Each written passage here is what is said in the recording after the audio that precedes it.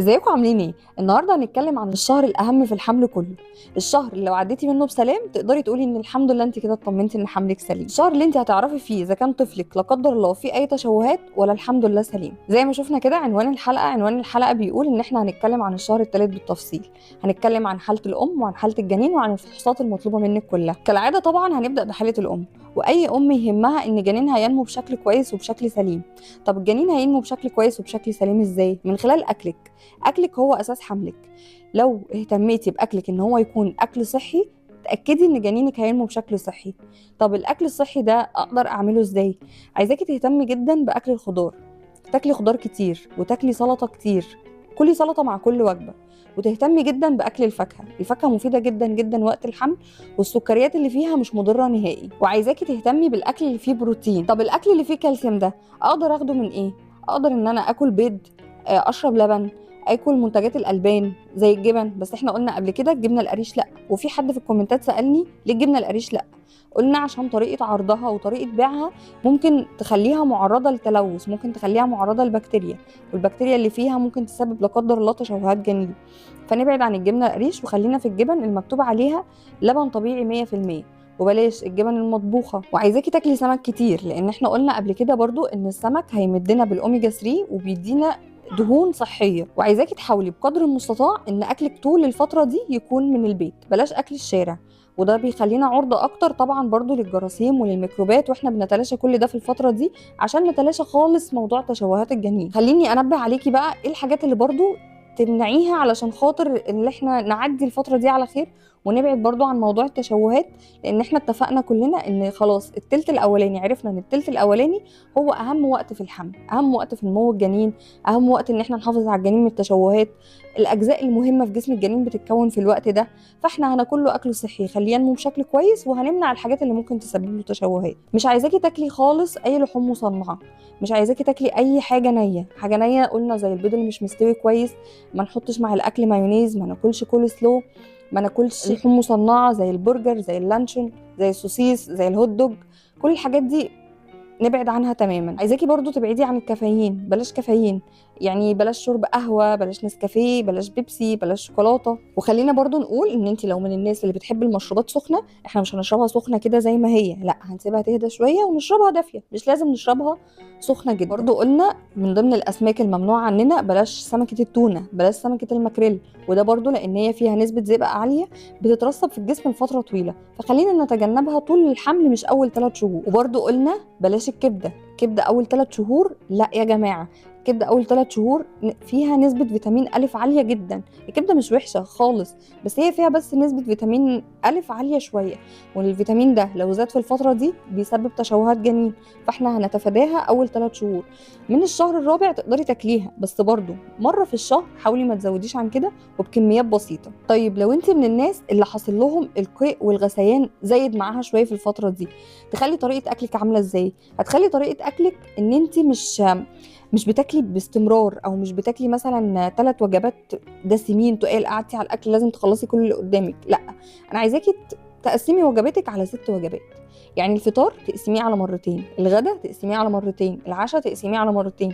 حاولي ان انت في الراحه وفي الجايه كلي عادي جدا، انت بتاكلي اكل صحي مش اكل هيتخنك، وفي نفس الوقت ما بتضغطيش على معدتك فتلاقي نفسك كل اللي كلتيه رجعتيه وما استفدتيش منه. لا، احنا هناكل على 6 مرات، في نفس الوقت احنا مدين جسمنا كل الفايده، مدورين على البروتين، مدورين على الكالسيوم، مدورين على كل حاجه تخلي جنيننا ينمو بشكل كويس.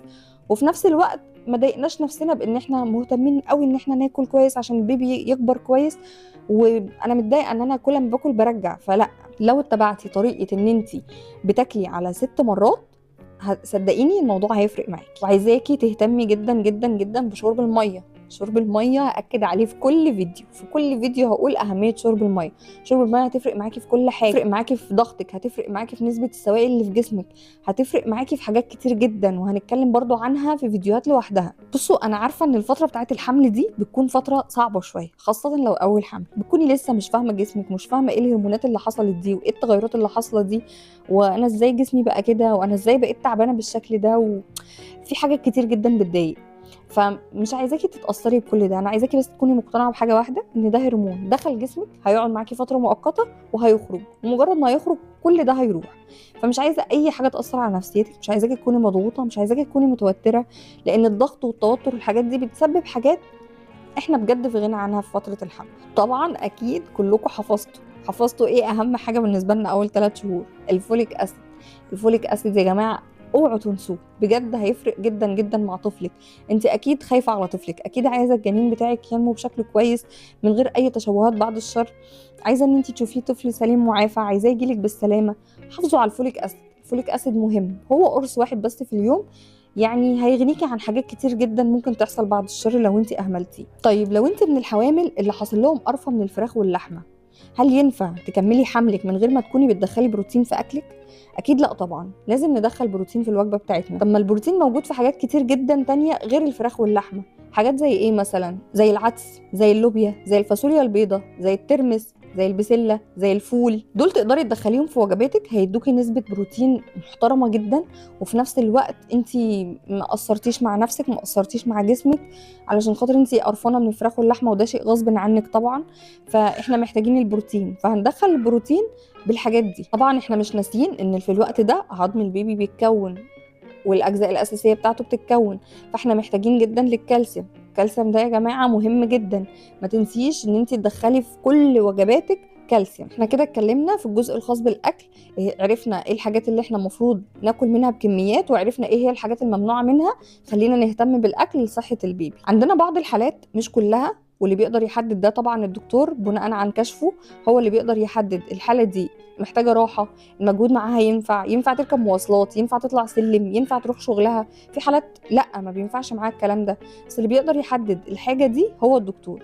بيشوف حالتك وبيتاكد وبيطمنك اذا كنت ينفع تمارسي رياضتك لو انت بتمارسي رياضه، ينفع تروحي شغلك لو انت بتشتغلي. في حالات تانية الدكتور برضو ممكن يمنع عن العلاقه.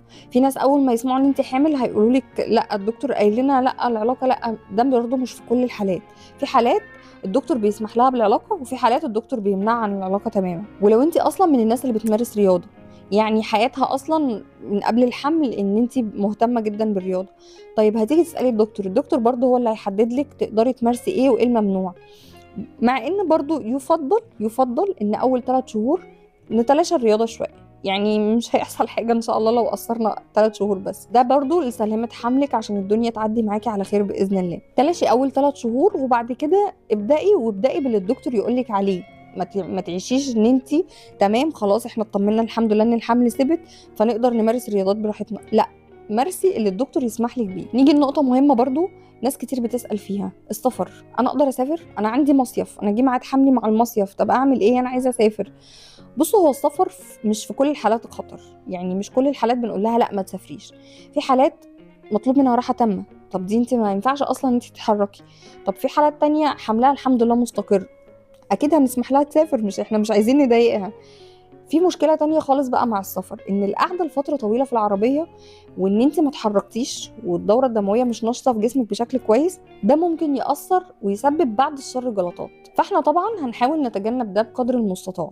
يعني لو السفريه مش مهمه قوي نقدر نكنسلها ونعدي الفتره دي على خير، وبعد كده نبقى نعوضها يا ستي لما البيبي يجي. الناس اللي برضو من ضمن لبسها فورمال او كده، او بتحتاج انها تلبس حاجه كعبها عالي، بلاش لكذا سبب. يعني اولهم ظهرك، انت اصلا في الحمل ظهرك هيتعبك شويه، فالكعب العالي هيزود تعب الظهر طبعا، واحنا مش عايزين كل اي حاجه بتتعب احنا بنحاول نبعد عنها، فنحاول نتجنب الكعب العالي في الفتره دي. طبعا في الشهر الثالث البيبي بيكون كبر الى حد ما، فالرحم عندك بدا يتمدد وبيتمدد بشكل سريع شويه، فبلاش ان انت تلبسي حاجه ضيقه، بلاش ان انت تضغطي على المكان ده بحاجه ضيقه. حاولي ان انت تخلي في الوقت ده لبسك يبدا يبقى فضفاض، الجزء اللي عند البطن ده بلاش ان احنا نضغط عليه باي حاجه تكون مضايقاه. وبرده مش معنى ان احنا قلنا الراحه لبعض الحالات ان انت ما تتمشيش، لا بالعكس انت محتاجه جدا للتمشيه في الوقت دي. امشي عادي، امشي براحتك، يعني امشي على مهلك، بس ان انت تتمشي ده شيء مهم جدا علشان خاطر تنشطي الدوره الدمويه في جسمك وعشان حركه الامعاء. في بعض الحوامل الحمل بيجي معاها بامساك، طب هتعملي ايه في الوقت ده؟ اتمشي كل ما هتتمشي، كل ما الدوره الدمويه عندك هتشتغل، كل ما الامعاء هتشتغل، هتلاقي موضوع الامساك ده قل معاكي جدا. طيب احنا في الوقت ده نقدر نقول ان الحمل ثبت؟ الحمد لله، من بعد الشهر الثالث نقدر نقول ان الحمل ثبت والجنين خلاص استقر في مكانه والامور استقرت، ونقدر نطمن الحمد لله ان الحمل ماشي بشكل سليم. طيب لو لا قدر الله تعبتي اي تعب اثناء الحمل، يعني دروسك وجعتك، لقيتي مثلا قولونك تعبك، لقيتي اي مشكله حصلت في جسمك غير مشاكل الحمل ومحتاجه ان انت تروحي تكشفي، اتعاملي عادي جدا، روحي اكشفي وعرفي الدكتور ان انت، طبعا احنا في اول الحمل مش بيكون ظاهر، عرفي الدكتور ان انت حامل وان انت في الشهر الكام، وهو هيقولك العلاج المناسب معاكي. بس برضو قبل ما تاخدي اي علاج اي دكتور تاني كتبهولك لازم تعرضيه على دكتور النساء بتاعك، وده لان دكتور النساء هو اللي ادرى بحالتك، وده لان هو متابع فحوصاتك، متابع اشعاعاتك، عارف حالتك كويس جدا، عارف التطورات اللي حاصله معاكي. فلازم اي علاج هتبداي فيه من اي دكتور تاني لازم ترجعي للدكتور المتابع لحالتك. في الوقت ده في الشهر الثالث في بعض الحوامل بيحصل معاهم مشكله كبيره جدا، بيبداوا يحسوا ان هم عندهم شهوه كبيره جدا للسكريات، طول الوقت محتاجه حاجه مسكره، طول الوقت عايزه انها تاكل حاجه فيها سكريات. بلاش، احنا اللي بنرجع نندم في الاخر يا جماعه، ترجعي تلاقي نفسك تخنتي بقيتي قد كده، والسبب مش الحمل بس، السبب ان انت كلتي بطريقه غلط. لقيتي نفسك محتاجه حاجه مسكره، خدي اي فاكهه، كلي فاكهه كتير، فاكهه فيها سكريات والسكريات بتاعتها صحيه، يعني مش هتضرك في حاجه، وفي نفس الوقت هتمدك بالسكريات وهتمدك بالطاقه اللي جسمك يحتاجها وطلبها منك على هيئه سكريات. هاكد معاكم مره واثنين وثلاثه، بلاش اي ادويه غير بعلم الدكتور بتاعك، احنا في مرحله حرجه، خلينا نعدي اول 3 شهور بسلام. طبعا التغيرات الهرمونيه اللي بتحصل في جسمنا الوقت ده مش قليله وما ينفعش ابدا نتهاون فيها. الهرمونات دي ممكن تاثر على بشرتك زي ما قلنا قبل كده، هتلاقي ان انت وشك فيه حبوب، وشك حصل فيه تغير في لونه، وشك بقى مجهد شويه، كل الكلام ده عادي جدا، كل الكلام ده قلنا ان هو حاجه مؤقته وهتروح، كل الكلام ده قلنا ان هو حاجه هتختفي، ما تقلقيش خالص، مش عايزه الكلام ده ياثر على نفسيتك نهائي. وفي بعض الحوامل بيبتدي يظهر لهم خط بني طويل بطول البطن، ده برضو مجرد الولادة هتلاقيه خلاص اختفى، ما بقاش موجود، هيبدأ معاكي من الشهر الثالث كده ومكمل معاكي لحد التاسع، ومن بعد الولادة ان شاء الله هتلاقي الخط ده اختفى تماما. كل اللي طالباه منك في الوقت ده ان انت تكوني متأكدة ان خلاص التلت الاصعب في الحمل عدى، والحمد لله الحمل في الوقت ده ثبت، والحمد لله اطمنا على ان الجنين استقر في مكانه. مش عايزاكي تكوني قلقانة، عايزاكي تكوني مبسوطة ان انت داخلة على مرحلة جديدة، مرحلة ممكن فيها تقدري تشوفي البيبي، تقدري تعرفي نوع البيبي، داخلين على مرحله جميله جدا. فعايزاكي تكوني مطمنه وتكوني مبسوطه ان الحمد لله التلت الاولاني من الحمل عدى بخير. نيجي بقى للجزء الثاني والجزء اللي هو خاص بالجنين.